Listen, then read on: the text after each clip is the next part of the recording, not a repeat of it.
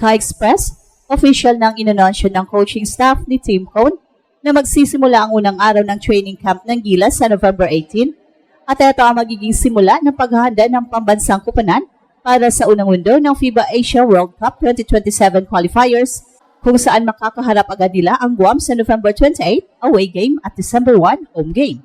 At ayon sa sources, magiging 10-day training camp ito na nakatutok sa pagbuo ng chemistry, defensive discipline, at mabilis na execution ng offensive sets. At plano ng coaching staff na gamitin ang unang 3 araw para sa conditioning at defensive rotations, habang ang mga susunod na araw ay ilaan sa closed-door scrimmages at set-play simulation. Malaki rin ang magiging papel ni Kai Sotto na nakatakdang sumali sa training camp matapos makompleto ang kanyang recovery program. At ayon sa mga insiders, may nakaprepare ng load management plan para sa kanya, sapat para manatiling healthy pero aktibo sa drills at system integration. Ang kanyang taas at defensive presence ay magiging mahalaga lalo na sa mga laban kontra Guam na kilala sa kanilang bilis at outside shooting.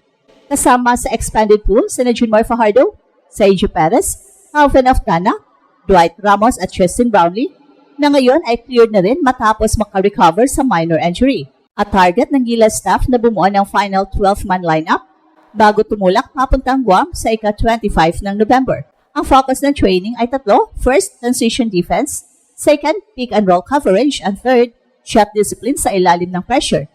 May posibilidad ding magdaos ng tune-up game laban sa iba pang PBA selection bago ang biyahe bilang final test ng rotations at spacing. At ayon sa kampo ni Coach Tim, the key is familiarity, not talent.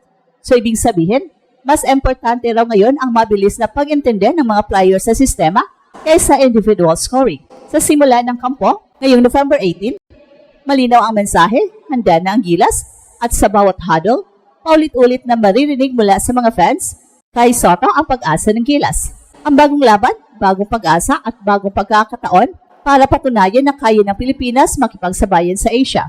Well, sa wakas, official na ang PETSA November 18 ang itinalagang unang araw ng full training camp ng Gilas bilang paghahanda para sa FIBA Asia Cup qualifiers laban sa Guam.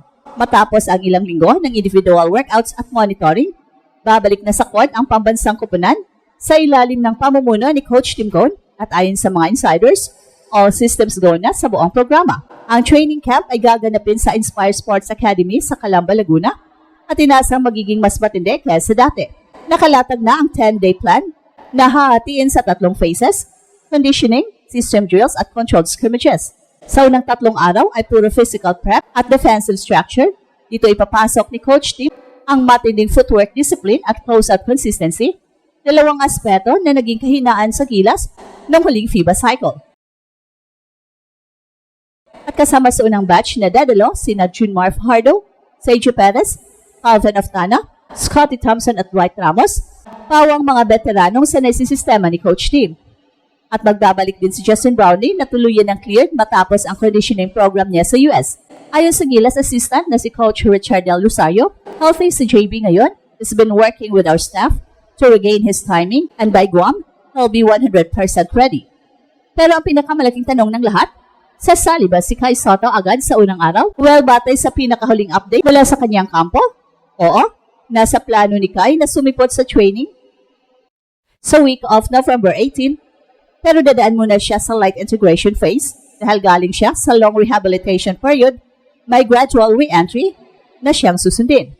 Magfo-focus siya sa defensive positioning at timing sa ilalim habang unti-unting ibabalik ang full contact participation. At ayon sa mga insiders, ramdam ni Kai na ito na ang fresh restart ng kanyang Gilas journey. He's very motivated, nakikita mo sa katawan niya, stronger, leaner, and more disciplined. Sabi ng ibang team staff, dagdag pa nila, makikita raw agad ang pagbabago sa composure ni Kai, mas vocal na, mas determinado, at mas naunawaan ang leadership role na inaasahan sa kanya. Well, sa kabilang banda, inaasahan din darating sa AJ Edo sa kalagitnaan ng camp. Ang Twin Towers tandem nila ni Kai ay isa sa pinaka-pinag-uusapan sa international scouting circles dahil sa size, mobility at rim protection na kayang magdala ng bagong dimensyon sa depensa ng Gilas. At habang papalapit ang November 18, ramdam ang excitement sa paligid ng programa. Ito na ang unang full camp ni Coach Tim bilang permanent head coach, kaya bawat session ay may malinaw na direksyon, hindi lang basta laro, kundi pagbuo ng kultura. Sa training na ito, sisimulang hugisin ang team chemistry na magdadala sa Pilipinas pabalik sa tuktok ng Asian basketball. At gaya ng sabi ng ilan sa staff, pagpasok sa November 18, walang balik tanaw, Gilas Basketball is officially reborn. Pagpasok ng November 18, hindi lang basta warm-up ang sasalubong sa mga manlalaro, kundi isang buong araw ng disiplina, intensity at pagbabago. Ayon sa plano ng coaching staff, ang unang araw ng training camp ay magsisimula sa light conditioning drills pero mabilis itong lalalim sa system installation. Dito nang ipapakita ni Coach Tim ang mga bagong offensive sets na ipapatupad niya batay sa triangle principles pero in-upgrade para sa modern FIBA pace. Hindi lang basta pattern ang ituturo ni Coach Tim, ang emphasis ay sa decision-making under pressure. Sa unang 3 araw, ang target ay mahasa ang instinct ng bawat player, kailan papasa, kailan umatake, at paano babasa ng depensa. The triangle isn't just about structure.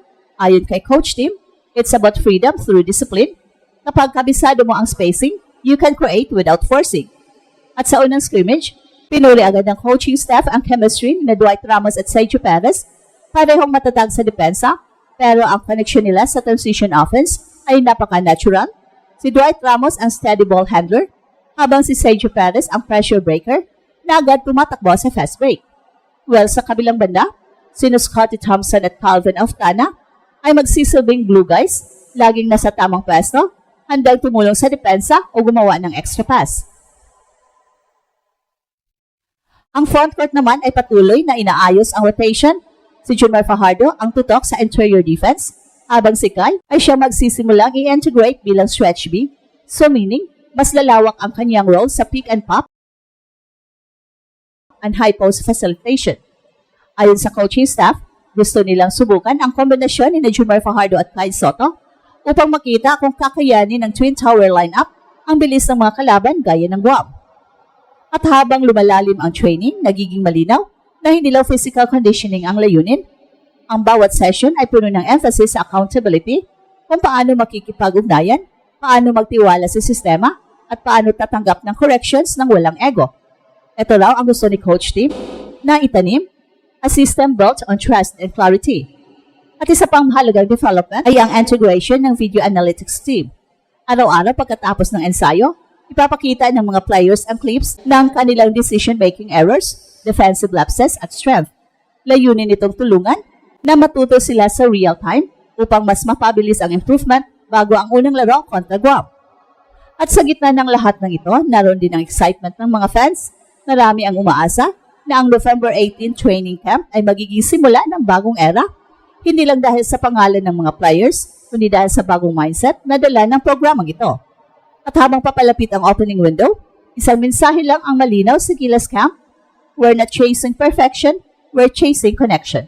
At ito ang Express Info kung saan bawat kwento ginulat ng mundo. Don't forget to like and subscribe.